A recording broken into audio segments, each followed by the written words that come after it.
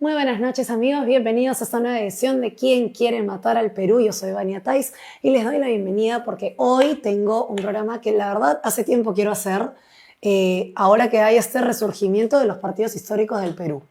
La semana pasada tuvimos a Renzo Ibáñez y a Racel Nina del APRA hablando de cómo creían que podía tener un desempeño el histórico partido aprista del Perú. Pero ahora yo quiero hablar del PPC, porque así como dije en ese programa, en su momento era el PPC, el APRA y en medio, supuestamente, pero más a la izquierda, Acción Popular, ¿no? Entonces ahora tengo a Javier Bedoya conmigo porque me interesa que nos cuente cómo está esta reestructuración, esta profilaxis que también han hecho de caviares en el PPC, porque hay que decirlo.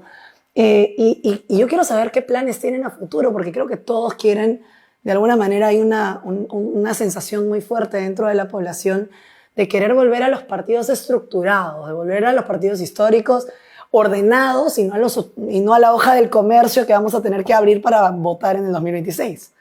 Cuéntame. Buenas noches, Vania. Muchas gracias por la invitación. Efectivamente, después de una limpieza interna dentro del partido y además que generó finalmente que perdiéramos la inscripción en el año 21, decidimos reinscribir el partido, evidentemente siguiendo la línea tradicional del PPC, ¿no? Nuestra línea conservadora, nuestra línea obviamente de partido de centro derecha, pero con una línea conservadora como partido social cristiano que somos. Eso tomó su tiempo, tomó su esfuerzo, muchos momentos amargos, pero finalmente se recuperó el partido. Y de ahí logramos inscribirlo. Y ahora estamos en plena, digamos, reestructuración, y no solamente reestructuración, sino crecimiento de comités provinciales que también habían sido descuidados durante todo este tiempo y que habían sido dejados de lado y que los estamos volviendo a conformar a su vez con comités distritales, ¿no? De tal forma que el aparato, la maquinaria del partido de alguna manera vuelva a resurgir y reforzar la presencia del partido, sobre todo a nivel de provincias. Porque a nosotros siempre nos tildaban de un partido limeño, pero que no teníamos presencia en provincias, ¿no? Bueno, eso es algo que queremos cambiar y sobre todo es algo a lo cual yo me he empeñado mucho como secretario general colegiado, de tener presencia en provincias, a su vez de tener presencia en Lima, para ser realmente un partido nacional. Y en eso estamos, y nos ha agarrado en el medio del proceso electoral del 26, que también evidentemente estamos en eso. Estamos en conversaciones con otras agrupaciones políticas porque creemos que no debe ocurrir lo del 21. Creemos que los partidos afines, que pensamos igual, debemos juntarnos de tal forma de darle una opción al electorado, a la luz de 40 y tantos partidos políticos que van a haber, de repente hasta 50, de poder escoger, digamos, de la manera más fácil posible, una opción que le dé viabilidad a este país en los próximos 5 años. Creo que es la primera vez que escucho que una persona abiertamente dice que es un partido de derecha, ya sin complejos, sin ningún tipo de tapujos, o sea, porque ya han estigmatizado demasiado tiempo a la derecha, ¿no? Entonces el PPC históricamente ha sido la opción de derecha, y hay que decirlo, o sea, ¿por qué demonios dejaron entrar a tanto caviar? Bueno, en realidad yo creo que hubo un tema ahí, y lo dije yo en su momento, y de hecho yo pedí licencia en el partido cuando ya la cosa estaba, digamos, desbordada. Yo creo que ahí la gran culpable fue Marisol Perestello, que cambió la línea doctrinaria del partido, o la tergiversó de alguna manera, caviarizando el partido, trayendo gente que no era afín finalmente a lo que nosotros creemos, ¿no? O sea, a la doctrina social cristiana, a la doctrina social de la Iglesia. De la Iglesia Católica, por si acaso. Católica, pues, así es. Y había también, obviamente, diferencias con Alberto Bengolea, que era el presidente del partido, ya en cuanto a la parte política, a las decisiones que se estaban tomando, ¿no? Yo creo que eso fue fundamental, entre otras cosas que también no son netamente su culpa, pero fue fundamental para que el partido de alguna manera perdiera la inscripción, porque nuestro electorado tradicional dejó de seguirnos, no entendía finalmente el PPC defendiendo banderas que no eran las suyas, terminó cambiando por otras opciones y terminaron apareciendo otros partidos que terminaron de alguna manera secuestrando temporalmente el electorado del PPC. Pero lo ha dicho bien enfático, ¿ah? Temporalmente, o sea, se viene con todo el PPC. Me interesa ¿por qué? Porque yo he visto gente que está entrando al PPC ahora a sumar, ¿no? Ha entrado a como hacer equipo. En esta última campaña de Trump hemos visto lo importante que es hacer equipo. Un equipo de amplia base, muy diferente. O sea, Trump metió a Tulsi Gabbard, que era demócrata, metió a Robert F. Kennedy, que era antes demócrata, después independiente, metió a Elon Musk, ¿no? que es un locazo, que básicamente se compró una red social porque ya se cansó de que empezaron a mentir por todos lados. Y con eso hizo equipo, ¿no? A Pam Bondi, a un montón de gente, y empezó a juntarlos para poder crear un proyecto de nación. Y se me hace que algo así están haciendo ustedes. Así es.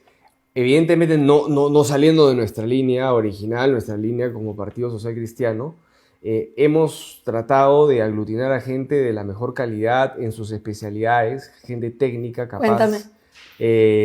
Bueno, ahí están. Por ejemplo, hemos traído a Oliver Starr, que ha sido presidente de Petroperú, que quería de alguna manera reformular, de alguna manera reestructurar Petroperú, pero no pudo. Él ha sido una persona que ha sido el PPC en sus inicios, de ahí se fue al fujimorismo y ha regresado al PPC. Y hay, como él, varias personas dentro del plan de gobierno que se han juntado y están ahí, ¿no? Y tenemos también personas que quieren postular a la presidencia de la República, que se han aglutinado en el partido. En este momento no tenemos candidatos, pero está, bueno, Carlos Neujo, que es el presidente del partido, está Javier González Olachea, está Fernando Sillones y Oscar Valdés. Entonces tenemos, digamos... ¿Añaños también se sumó? El grupo de Añaños, mucha gente de Añaños se terminó yendo al partido, pero Carlos Añaños no se ha inscrito en ningún partido. Okay. Él está abocado a sus tareas empresariales, privadas. No sé si algún día se inscribirá. Él sabe que tiene las puertas del partido abiertas para cuando quiere entrar. Pero hemos tratado nuevamente también de recobrar lo que habíamos sido también antes, un partido de cuadros. Correcto. Un partido de gente que de alguna manera tiene que aportar y decir algo en los destinos, en la realidad del país. Y creo que la tenemos hoy en día, cosa que no puedo decir otros partidos políticos que normalmente tienen un dueño, ¿no? Un fundador, un dueño, y del dueño no están ahí los peones y de eso no pasan. Esto es un partido, digamos, bien horizontal en ese sentido, donde hay gente que entra con aspiraciones políticas, hay gente que entra a ayudar finalmente en lo que ellos creen que pueden ayudar desde su perspectiva profesional, académica, y vamos formando equipo para hacer gobierno. Esa es la idea, esa es la idea de un partido político, ¿no?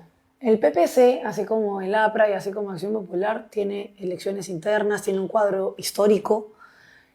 Solía tener, digamos, era la cantera de los especialistas, ¿no? De los especialistas sobre todo en materia económica, industrial.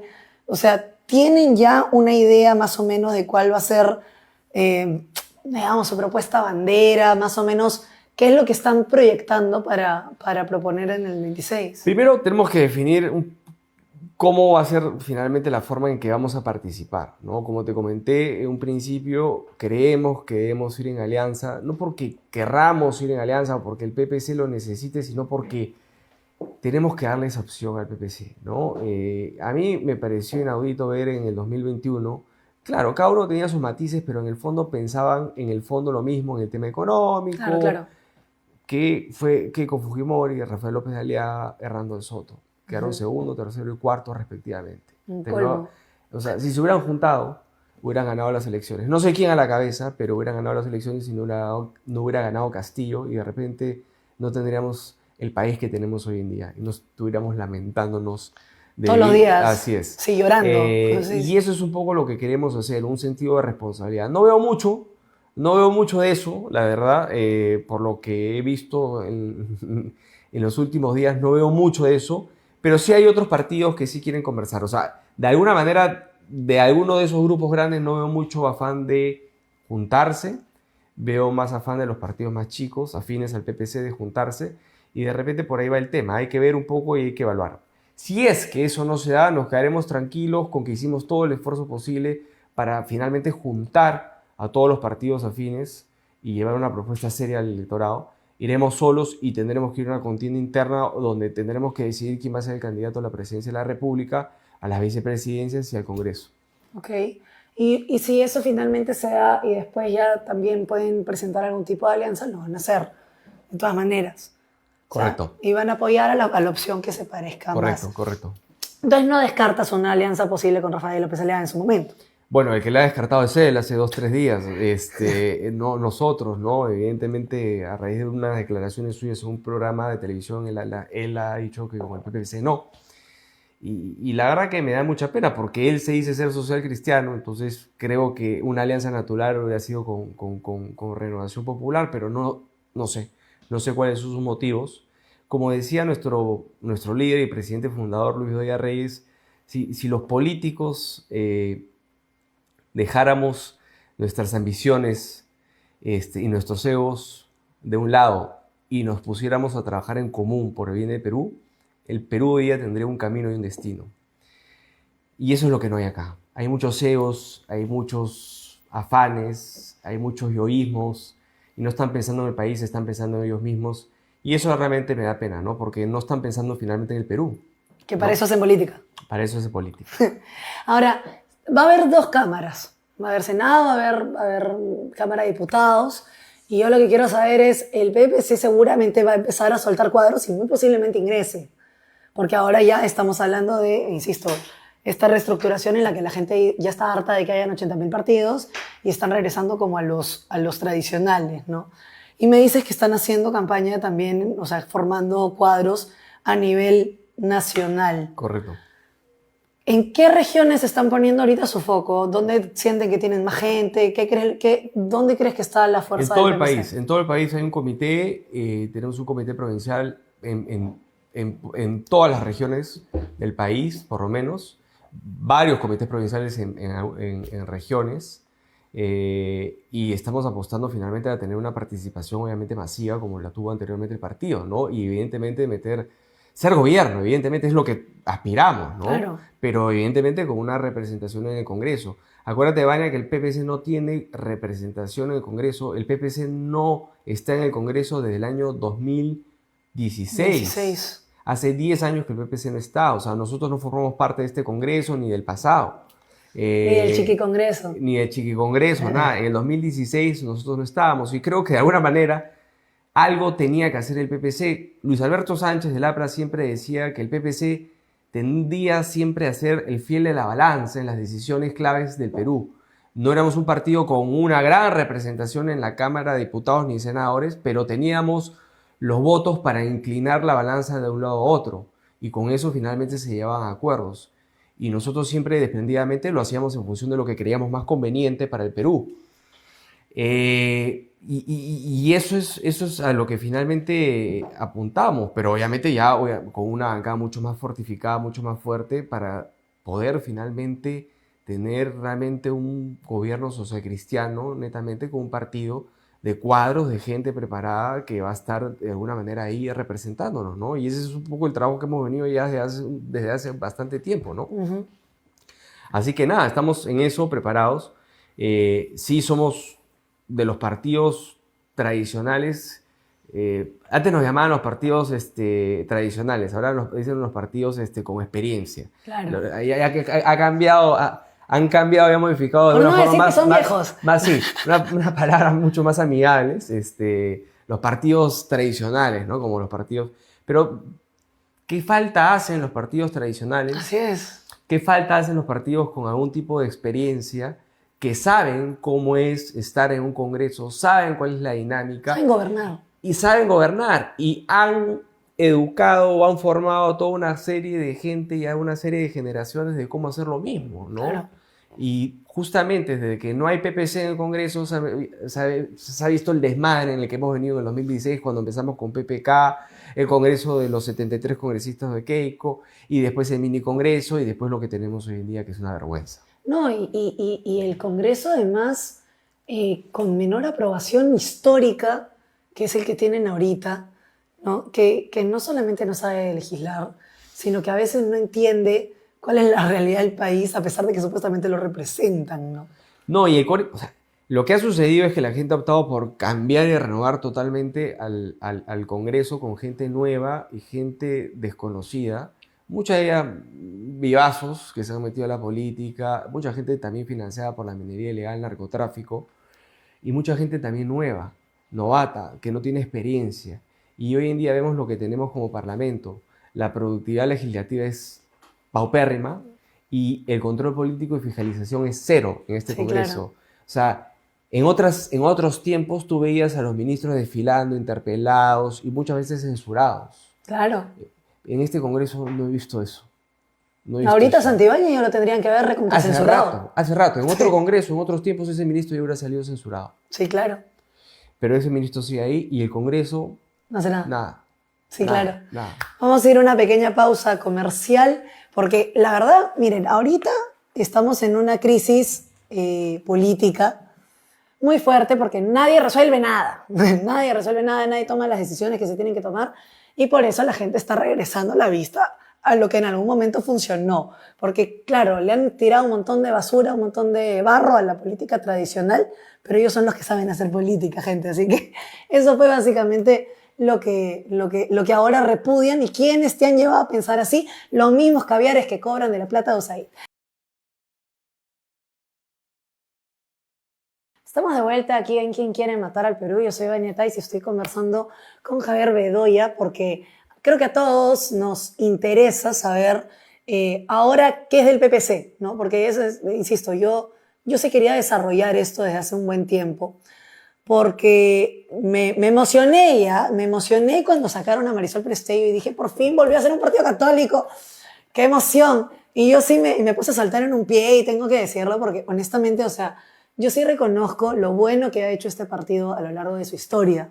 Es un partido histórico, es un partido antiguo y es un partido que tiene gente muy valiosa. O sea, y eso es algo que yo sí quiero rescatar. O sea, que por una vez en su vida, gente, pongan de lado así al costadito si les caen bien o no las personas y piensen en más si son eficientes o no, ¿no? Y esta gente suele ser muy eficiente. Y eso es lo que yo siempre he resaltado del PPC. Entonces, ahora me interesa, vamos a lo importante, me interesa saber cuál es la posición ideológica del PPC ahora, en el sentido de que ahora ya que se dice abiertamente un partido de derechas, ahora que dice que quiere regresar a la doctrina social cristiana, ven, me imagino, si es así, al aborto como sicariato.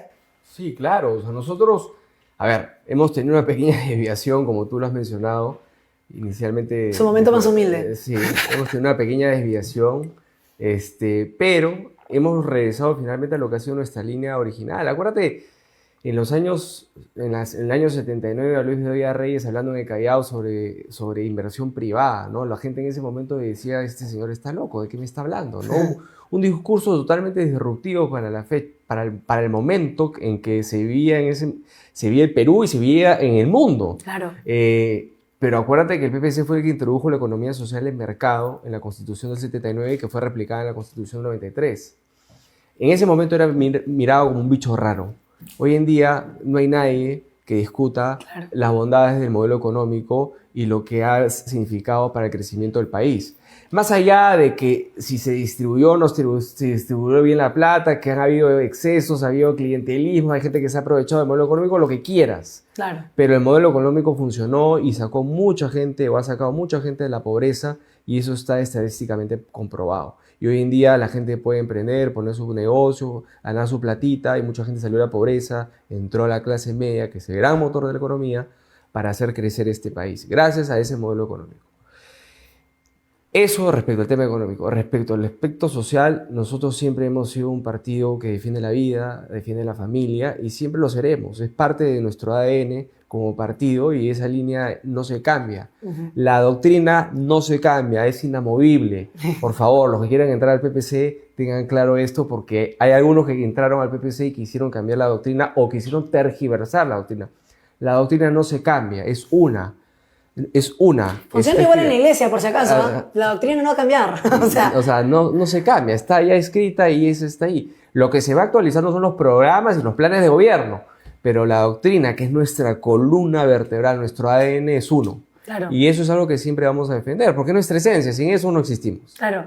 Ahora, por ejemplo, ustedes se pronunciaron, ahí es cuando yo salté en un pie, en contra del proyecto de ley, por ejemplo, de Unión Civil. Sí. Se fueron directamente en contra de eso y hay un montón de gente a la que le llamó la atención porque en un momento pusieron el PPC multicolor, ¿no? O sea, el mapita estaba del color del arco iris, ¿no? Y ese es el tipo de cosas que de repente hicieron que la gente piense que es un partido que se había caviarizado completamente, ¿no? Pero regresaron, digamos, a su raíz, en el sentido de que dijeron, no, esto, por ejemplo, no va a ir. Las políticas que va a llevar al PPC van a ser más económicas, No. van a ser también sociales. Sociales, evidentemente, siempre va a ser, como te dije, eso es algo que es nuestro ADN, nuestra columna vertebral, y en ese sentido sí creo que el partido, en la medida que nos den la oportunidad y nos den su confianza con el voto en el 2026, nosotros no solamente vamos a defender, sino vamos a ir un poquito más y ser proactivos, ¿no? Y ver la manera de eliminar todo tipo de financiamiento a estas ONGs que promueven todas estas barbaridades en contra de la familia, en contra de la vida, estos mensajes incorrectos por parte del Ministerio de Educación, por llamarlo así, Uy. la ideología de género, en fin, hay cosas que hay que zanjar y hay que dejarlas claras de una vez para que no se presten a interpretaciones y alucinaciones Sí. de grupos minoritarios que respetamos y somos tolerantes con ellos, pero tampoco nos tienen que imponer su agenda, como nosotros tampoco le vamos a imponer la suya. O sea, las cosas son como son, ¿no? Y un claro ejemplo de lo que hemos visto en Estados Unidos, que me parece clarísimo, es decir, oye, acá hay dos sexos, dos géneros, como quieras llamarlos, hombre o mujer. Si tú quieres ser elefante, silla, mesa, lo que quieras, bueno, eso ya depende de ti, bien por ti, yo respeto lo que tú quieras, pero o eres hombre o eres mujer, tienes un pene o una vagina, así de simple. Claro. O sea, es que parece tonto, ¿no? Pero han tenido que designar que van a haber solo dos sexos en Estados Unidos por el hecho de que se volvió polémico. Se volvió polémico decir que una mujer es cromosomas XX. Han tenido que firmar el 5 de febrero una orden suprema, un decreto supremo en Estados Unidos para que los hombres estén fuera de las competencias femeninas en los deportes. O sea, lamentablemente la política se ha vuelto así. ¿El PP se reduciría a ministerios? Sí. Nosotros como partido siempre hemos creído que debe haber un aparato pequeño pero eficiente, ¿no? Se va el Ministerio de la Mujer. El Ministerio de la Familia podría ser, y no de la Mujer, y de ahí de repente reorganizar algunos ministerios, por ejemplo, tener algunos programas sociales que están en el MINES, en ese Ministerio de la Familia. Nosotros sí creemos en un Ministerio de la Infraestructura para que haga obras de infraestructura netamente, porque en realidad, ¿qué sabe un profesor o qué sabe un médico de armar o de construir hospitales o colegios, ¿no? Cada ministerio, tanto el de salud como de educación, tienen sus políticas y tienen que llevarlas a cabo, pero dentro de sus políticas no está construir hospitales. Eso debería estar en un ministerio que abarque transportes y comunicaciones, vivienda y saneamiento, en un solo movimiento, en un solo ministerio de infraestructura, ¿no? MIDI se va. Ambiente. O sea... Afuera. Sí, o sea, no necesitamos un Ministerio de Ambiente, había la OEF en su momento, que era el ente regulador. En fin, hay varias cosas que nosotros vamos a proponer y vamos a sacar en un plan de gobierno que estamos elaborando en ese sentido, ¿no? ¿El Ministerio de Cultura se quedaría o se vuelve de nuevo Instituto Nacional de Cultura? Yo la verdad que... Porque mira todo lo que ha ido financiando. Yo personalmente, y esta es una posición de partido, pero creo que de alguna manera me van a seguir. El Ministerio de Cultura lo que ha sido es una fuente de financiamiento y una olla de grillos, caviares, progresistas que han financiado obras como, por ejemplo, la que hemos visto de la Católica. Sí, claro. O han incentivado más bien. La chucha perdida de los incas, así se llama la otra, ¿no? O María, Bulbalaxia. Sí, María Maricón. En fin, que también nos pronunciamos en un comunicado, nosotros como partido. Y no es que fue la Católica, esto estaba aprobado por una dirección del Ministerio de Cultura. Claro, por eso se metió el Ministerio de Cultura. Entonces, ese tipo de cosas evidentemente no las queremos. Entonces, si van a propagar este tipo de culturas y meternos en contrabando e imponernos este tipo de cultura, definitivamente yo no estoy de acuerdo que haya esto. O sea, esto no es una fuente de generación o imposición de ideas, ¿no? Sí, además, o sea, eso lo financian, pero para llegar a Caral todavía no hay puente que vaya por encima del río. Exacto. ¿No? O sea, yo estoy a favor evidentemente, ¿quién no defiende la cultura? Las buenas costumbres. La verdadera cultura, el arte, el cleva. Así es. Evidentemente eso hay que incentivarlo, pero no este tipo de cosas que finalmente nos están metiendo de contrabando y nos están imponiendo en realidad estas agendas, ¿no? Ahora, ¿cómo van las relaciones? Por ejemplo, yo sé que ha entrado gente, están ahorita todavía, me imagino, recibiendo nuevos afiliados, convocando gente. han entrado un par de personas que se están voceando como candidatos presidenciales. Hay varios precandidatos, no tenemos un candidato aún, tenemos que... Hay como 3 que dicen que pueden ser. Mira, María, nosotros tenemos tanta renuncia y tanta... Porque la gente de repente no lo cree, ¿no? Y mucha gente joven que va a votar, de repente decir, nos está metiendo un florazo, pero en realidad está en la historia del PPC y si leen un poco, siempre ha sido la vocación del PPC. Y tenemos un dicho en el partido que viene de su fundación. Primero están los intereses del país, luego los intereses del partido y finalmente los intereses personales. Claro. Entonces, nosotros primero tenemos que acabar estas conversaciones. Nosotros evidentemente vamos a empujar para que alguno de nuestros precandidatos o alguna persona del PPC sea la que encabece la plancha presidencial en una eventual alianza.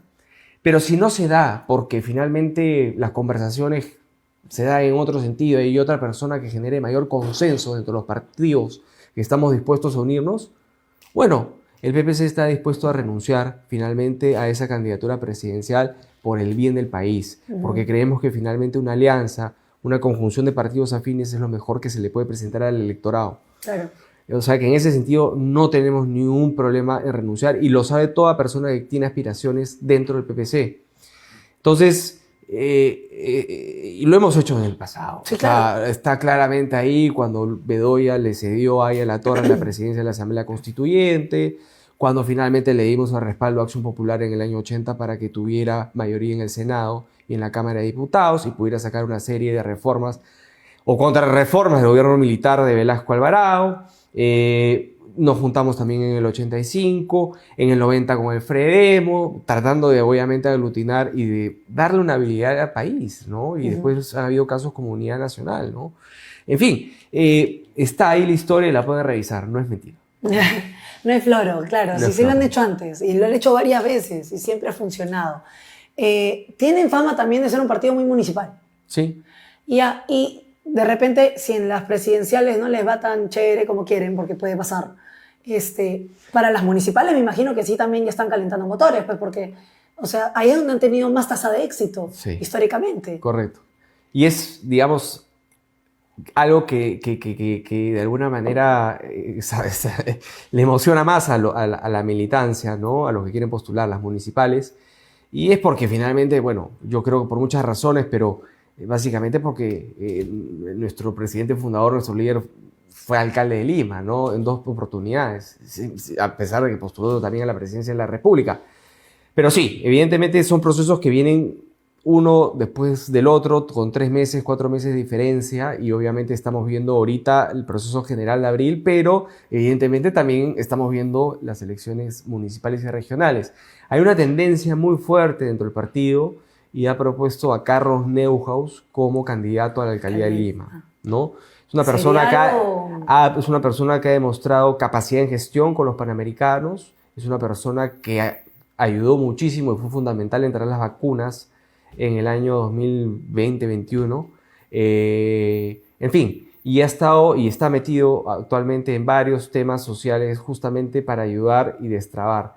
Y además se vienen los Panamericanos en el año 27, ¿no? Entonces, qué mejor persona que esté al frente de la Municipalidad de Lima que alguien con experiencia como Carlos Neuhaus, que conoce la gestión pública, conoce de política, porque también es político, y además conoce perfectamente pues, todo lo que se le viene como posiblemente como alcalde, ¿no? Claro. No, además tuvo una muy buena gestión durante el tema de los Panamericanos. O sea, nos puso muy en los ojos del mundo con esa organización y tiene experiencia. No, fue tan buena que después de 2, 3 años ha vuelto a repetir el plato Perú, ¿no? O sea, teniendo otras oportunidades, otras alternativas. Claro. Sí, claro. O sea, de hecho sería bien interesante ver un alcalde de ese calibre. Y como él, estoy segura de que van a poner varios a nivel regional. Ahora, los gobiernos regionales son un tema muy aparte porque son los que distribuyen mal la plata que les llega, ¿no? Entonces el Ejecutivo le da plata a los gobiernos regionales y después ellos no le ejecutan y le echan la culpa a Lima. Correcto. Porque suele pasar eso. Entonces, ¿tienen también pensado entrar a candidaturas de gobierno regional? Sí. Ese es un tema que yo he hablado mucho en público y es un tema que también lo estamos viendo a nivel de partido. La regionalización fracasó. Completamente. No ha funcionado. Tranquilos, amigos de las regiones, no es que querramos en el PPC que todo vuelva a ser centralizado en Lima, pero hay que repensar eso. Yo sí quiero. Y hay que ver la forma de que esto realmente funcione. Porque lo cierto es que no se está ejecutando correctamente el dinero, no se está ejecutando y lo que se ejecuta a veces no se ejecuta correctamente el dinero que llega a las regiones. Entonces, en vez de generar de alguna manera gasto público con la construcción de carreteras, puentes, pistas, veredas, generar puestos de trabajo, generar gasto, consumo en esa región, generar un círculo virtuoso, la plata se está quedando en las arcas de los gobiernos regionales y se revierte a Lima. Claro. Y mucha gente cree que es culpa del gobierno central, cuando en realidad es culpa del gobierno regional. En parte también del gobierno central por no haber hecho nada al respecto, ¿no? Pero la gente, y sobre todo el sector de izquierda, mucha gente se quejaba inicialmente del capítulo económico, ¿no? El capítulo económico. Y dije, bueno, el capítulo económico estadísticamente ha demostrado que ha funcionado. Más bien, ¿por qué no nos ponemos a pensar en el capítulo de regionalización? Correcto. Y vemos de modificar eso, de mejorarlo en la Constitución, de tal forma que esa plata sea correctamente o que sea ejecutada en las regiones, porque plata hay. Sí, claro. Plata hay. Lo que pasa es que la plata no está bien gastada o no es gastada. Entonces, por eso es que vemos esas brechas tan grandes entre una y otra región.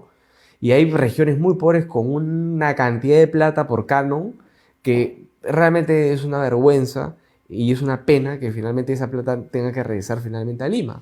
Claro que porque hay desnutrición, pobreza, hay una serie de cosas donde hay más superfoods, donde hay más minería. No, y después ahí el gobierno central está negociando con el Congreso el tema del presupuesto, priorizando obras, y los congresistas obviamente tratando de alguna manera de poner determinada obra de interés nacional.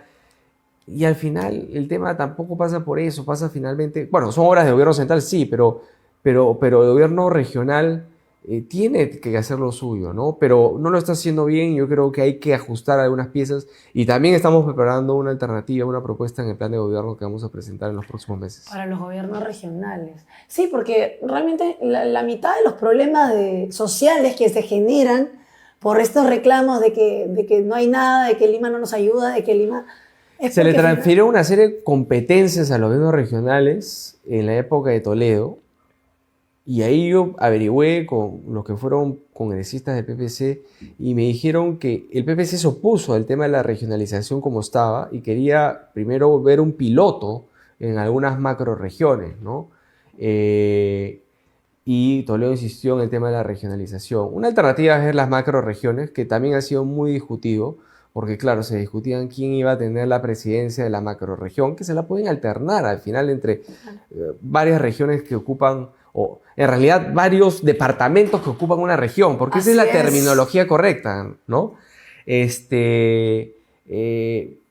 O las mancomunidades, ¿no? Como lo hemos visto en Ica y Huancavelica, con Fernando Silloris, que está en el PPC, que hizo una buena gestión para que finalmente todo el agua que no usaba Huancavelica, de alguna manera de encantar a Ica que no tiene agua, ¿no? Pero eso fue una sinergia, una conversación entre dos gobernadores regionales que se pusieron de acuerdo. O sea, puede de alguna manera generarse estas sinergias, estas mancomunidades, porque tienen mucho en común y tienen también mucho comercio en común y tienen geografías a veces y climas iguales, entonces se puede generar de alguna manera un hub de alguna manera regional para que puedan generar sinergias y puedan mejorar de alguna manera esos departamentos que están hoy en día abandonados, ¿no? Y que son muy pobres.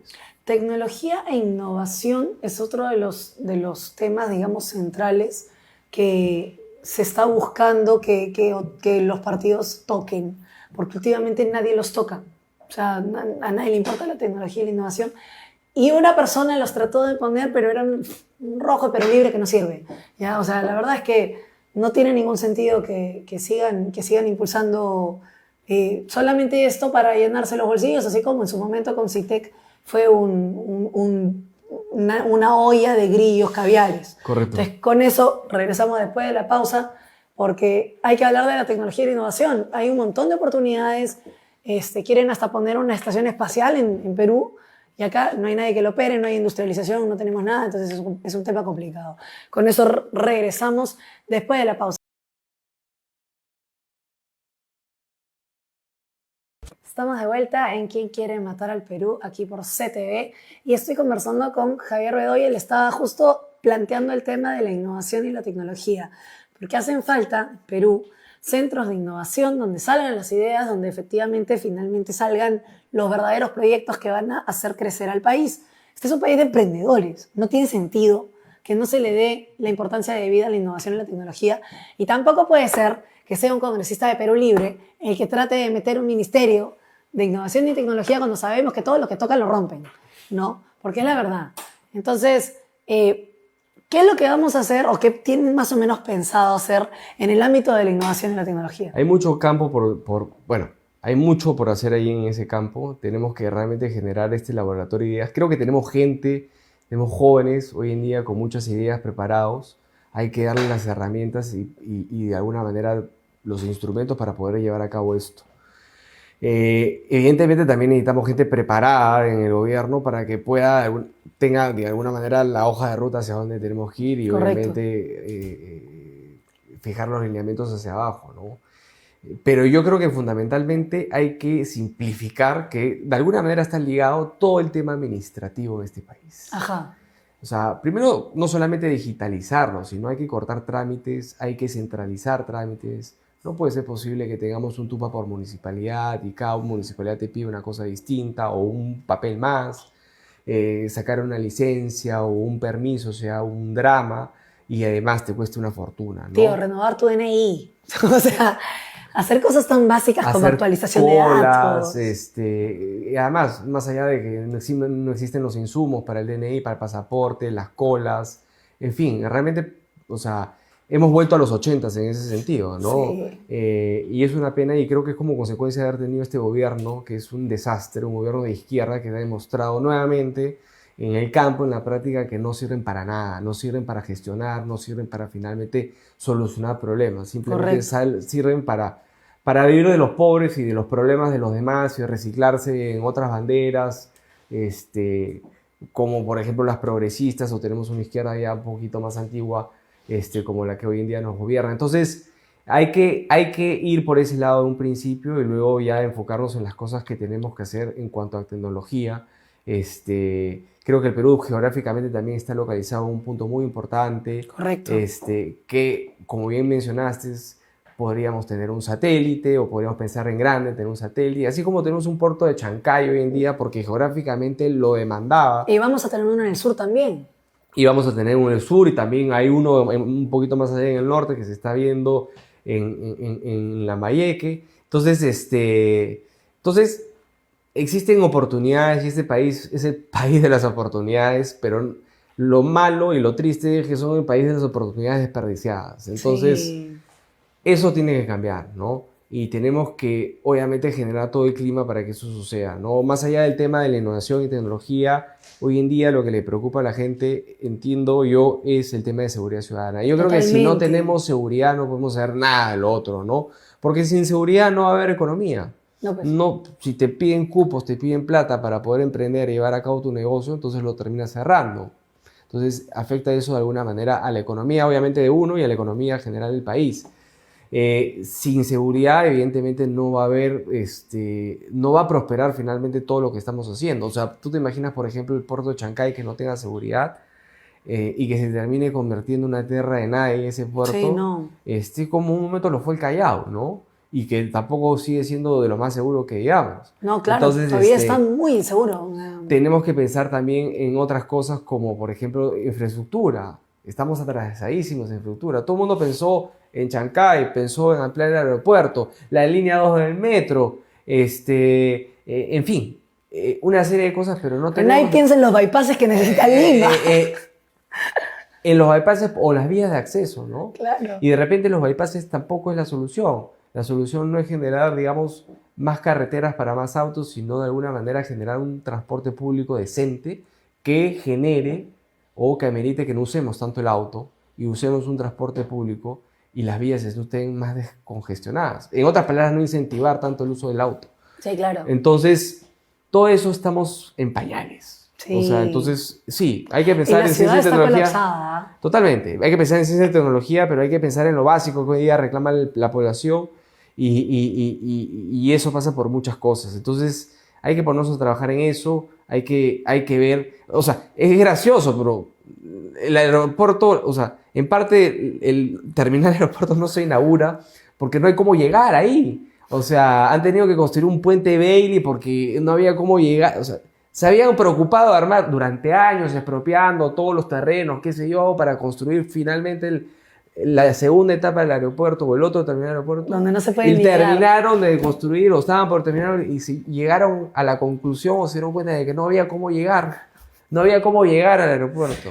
El Perú es un lindo país. Entonces llega el avión y de ahí que el helicóptero te lleva finalmente. No, pues, o sea, no. Son cosas que... Es algo que además yo había visto, porque por ejemplo en México, sin ir muy lejos, tienes una Terminal 1 que está conectada a la 2 a través de un tren, ¿no?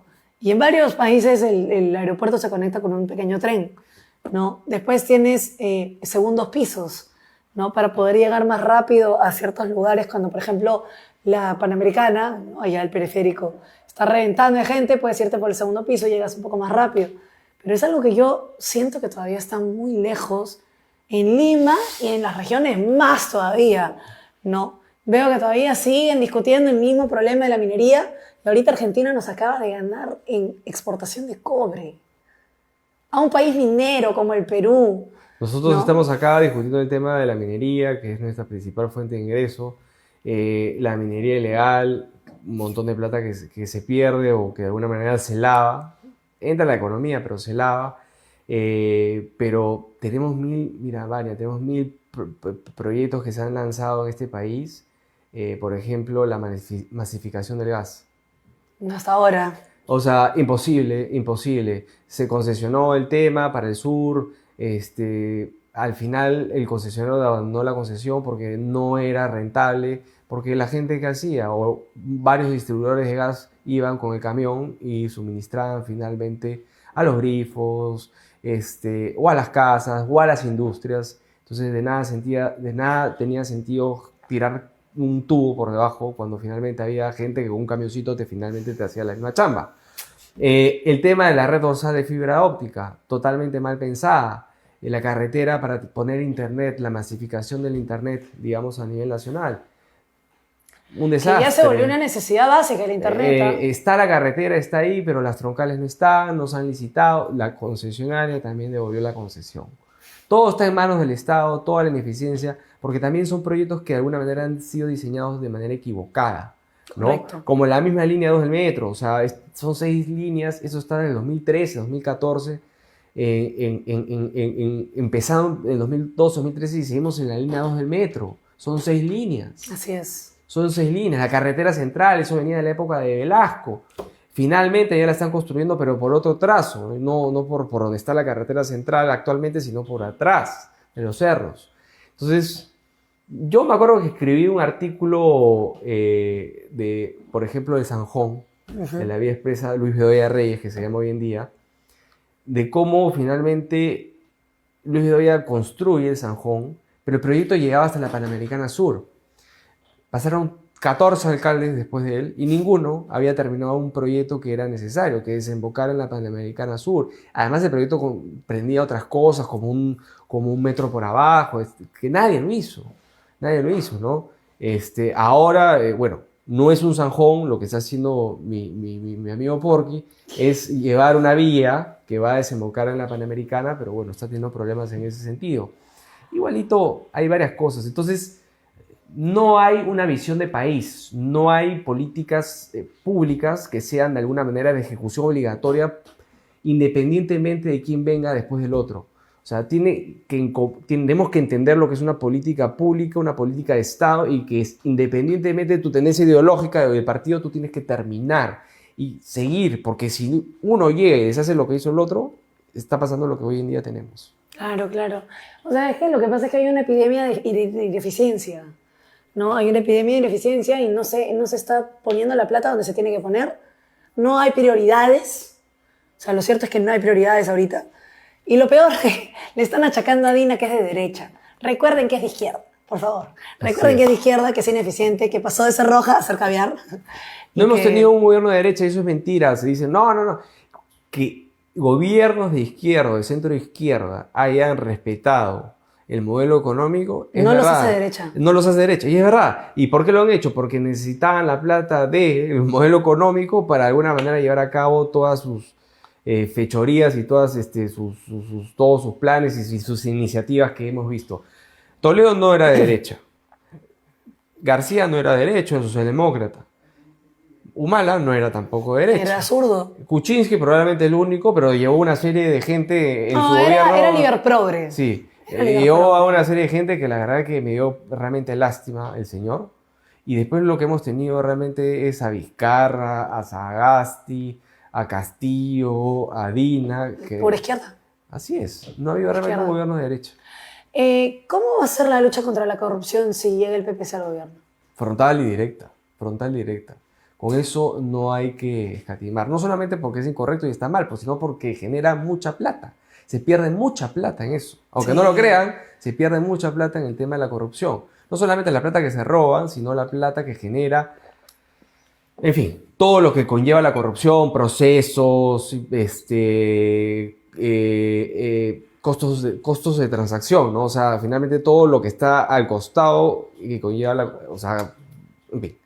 No voy a entrar en detalle porque voy a confundir a la gente, pero sí es un tema que tenemos que combatirla de raíz. Y no pasa por generar políticas o candados. De hecho, se tienen que hacer. Si no, desde mi punto de vista y desde mi punto de vista del partido, esto pasa por mucho más atrás. Esto pasa por la educación, por el civismo de este país. Si nosotros no retornamos a una educación donde enseñemos a nuestros hijos valores, civismos, que nos enseñaban a nosotros en el colegio antiguamente, vamos a seguir teniendo lo mismo. Porque ahora la ley de quién es el más vivo, quién es el más criollo, quién es el... eso es lo que campea hoy en día. Y eso es lo que te enseñan en el colegio hoy en día. No hay valores. Y eso sin mencionar que quieren regresar a los terroristas a las aulas. Entonces, sé que es un tema que va a demorar muchos años, pero por lo menos hay que empezarlo. Entonces, de acá a 20 años tendremos, 30 años tendremos, por ejemplo, una clase política o una sociedad mucho más civilizada, con valores, con principios, de alguna manera que tenga un norte y sepa hacia dónde tiene que ir este país. Como construir una catedral, no vas a ver el final muy posiblemente, pero vas a empezarlo. Exacto. ¿No? Pero hay que poner esa primera piedra. No lo veremos, pero hay que poner, y te quedarás tranquilo con que finalmente se inició. Oye, un montón de gente dice que tú eres muy joven. ¿Sí? Que eres demasiado joven para eso, que todavía estás muy chibolo y no sé qué, pero estás rodeado de gente con mucha experiencia, ¿no? Sí. Entonces, a ver, cuéntame qué piensas de eso. En realidad, si bien hay un proceso de recambio en el partido y generacional y hay toda una secretaría de nuevas generaciones en el partido, y obviamente lo que se está tratando de incentivar es formar a esta gente joven bueno, ya no soy tan joven tampoco, pero bueno. Pero igual te ven chibolo, bueno, pues. pero si me ven chibolo, de buena hora. Para mí fue una sorpresa que, como teniendo el cargo que tengo hoy en día en el PPC de secretario general colegiado, tenía que reunirme con mis pares de otros partidos, ¿no? Muchas veces en reuniones, y eran las mismas personas de hace 30 años. No quiero mencionar nombres, pero eran los contemporáneos de mi padre, ¿no? Claro. Entonces, yo era el rarito, por decirlo de alguna manera, el chibolito que estaba en la reunión de los grandes, pero en realidad esa reunión ya correspondía a que estuviera gente de mi edad, claro, no ellos. Pero bueno, evidentemente creo que es una transición que en el Perú no se ha dado. Creo que hay una brecha generacional en la política peruana de gente de 50 años, de 40 años, que no existe, y tampoco mucho menos de 30 y mucho menos de 20. O sea, creo que la clase política ha muerto en los 60, 70, los que tienen 60 y 70 años, y somos pocos los jóvenes que estamos haciendo o queriendo hacer política de la buena. Y hay que ver la forma de generar esto mucho más rápido, incentivando a la gente que participe, ¿no? Porque al final, si uno no se inmiscuye, no hace un sacrificio, no hace una pequeña contribución a su país, un servicio público, como lo llamo yo, claro, que no tiene que ser eterno tampoco, claro, le damos cabida finalmente a gente que ya debería estar retirada de alguna manera, o digamos en otro lugar dando consejos a la gente joven, pero ya no teniendo tanto un rol protagónico, o a gente que no debería estar ahí porque hay gente que está viendo cómo de alguna manera se beneficia del Estado, ¿no? Entonces, yo sí creo que tiene que haber gente con experiencia, porque es la gente que le transmite de alguna manera el conocimiento a los jóvenes, pero creo que debería de haber ya un cambio de mando hace rato en ese sentido, ¿no? ¿Qué le dirías a un joven que está evaluando entrar al PPC? ¿Por qué sí el PPC y no quizás otros partidos? Primero que evalúe finalmente qué creemos, qué pensamos y hacia dónde vamos, ¿no? ¿Qué es lo que piensa el PPC respecto a determinadas cosas? Como lo hemos conversado acá, somos un partido que creemos en la vida, en la familia, conservador, en las buenas costumbres, creemos en la economía social de mercado, somos un partido, si lo quieren entender en cristiano o en español para hablar de otra cosa, somos un partido de derecha con valores y principios, ¿no? Conservador, que creemos en costumbres que son buenas finalmente para la sociedad. Eso es básicamente lo que es el PPC, y si uno está interesado en defender eso, bienvenido sea. Y hacer política de la buena siempre va a tener en el partido la posibilidad de entrar, hacer carrera política, obviamente quemando las etapas que tiene que quemar, pero acá no hay dueños de partido, no hay gente que de alguna manera compró el partido, tiene partido y es un partido que va a morir con el dueño. Es un partido que tiene 58 años, han pasado muchas personas en el mando del partido, muchas generaciones, y el partido sigue ahí, porque somos un partido que sigue una idea. Claro. No somos un partido que sigue a una persona, a un caudillo. En consecuencia, no es un partido que muere con la persona, con el caudillo. El partido va a seguir en la medida que la idea siga. Mira, quieran o no, eso es algo que finalmente trasciende. Porque la razón por la que la gente está regresando a los partidos tradicionales es porque seguían una idea, porque no es porque seguían a una persona. Exacto. Porque después se muere una persona y de ahí quedan huérfanos. Mira dónde está Perú Posible de Alejandro Toledo, no existe. El partido de Humala, el Partido Nacionalista, muerto, no existe. El partido de PPK, el partido de Sagasti, el partido Morado, el partido, en fin, de todos ellos que han sido gobierno, ¿dónde están? No existen más. Son partidos que se crearon en su momento para darle de alguna manera una plataforma a esos señores para que se presentaran. Correcto. Pero no es un partido que sigue ideas. Vientres de alquiler. Exactamente, y de esos hay bastantes ahora. O la lista de la planilla de Acuña, ¿no? Ese es un partido mercantilista que evidentemente gente se adhiere a él o se inscribe a él en función de beneficios, de ver cómo de alguna manera pues ocupa un cargo público, y ahí no hay bandera, definitivamente. No, y es culpable de dos últimos congresos con una bancada de Alianza para el Progreso que es una desgracia. Es como de alguna manera se ha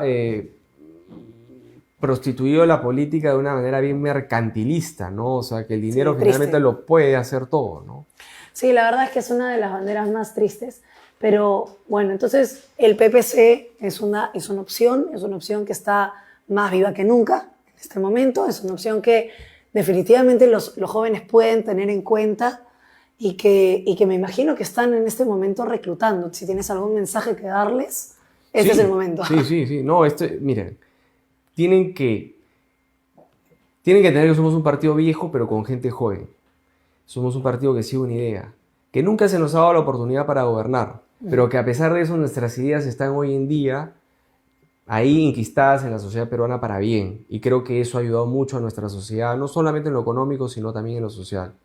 Si quieren meterse en política, hacer una carrera y de alguna manera representar a su país, a su partido con su país, o hacer un tipo de servicio público y no dejar que esto caiga en manos de la gente que no debería estar ahí de alguna manera, porque es corrupta, porque finalmente se quiere beneficiar, porque mil razones, siempre van a tener las puertas del PPC abiertas para poder militar en ellos y tener representación, y siempre se le va a dar oportunidad a todos los que quieran hacer política de la buena. Miren, esto es el último mensaje de Javier. La verdad que yo les digo de frente, ahora que están en esta tendencia de regresar a los partidos tradicionales, con experiencia, o como quieran llamarlos, pero que efectivamente hacían que la boleta sea mucho más chiquita que el folio propagandístico que vamos a tener ahora, yo les diría que lo consideren por el hecho de que, no solo porque es el PPC y me gusta, porque sí me gusta, sino por el hecho de que realmente hace falta que más gente normal se meta a política, no tanto anormal, interesado, burócrata y corrupto. Así que espero que esto les haya aclarado un poco el panorama, sepan qué es el PPC, sepan que es una opción real y sepan que también lo pueden tener en el panorama porque creo que va a dar mucho que hablar. Conmigo será hasta el próximo sábado. Cuídense mucho, pásenla bien, tómense un trago, pasen bien ese trago amargo del Perú y ya nos vemos en una próxima edición de ¿Quién quiere matar al Perú? Chau, chau.